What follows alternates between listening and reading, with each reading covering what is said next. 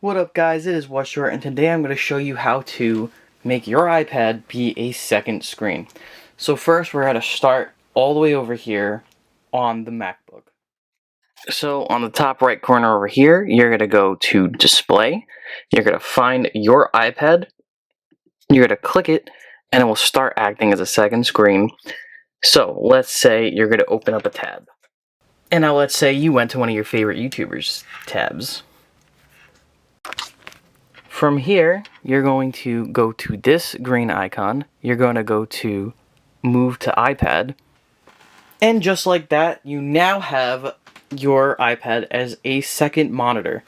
From your MacBook, you can just drag your screens back over if you feel like, you can move anything around, you can interact with your iPad as a second screen, which is really nice, really cool. Now, hopefully you guys enjoyed this video, and if you did, please give it a like, please comment, and maybe subscribe. And hopefully I see you guys again in the next video. Goodbye for now.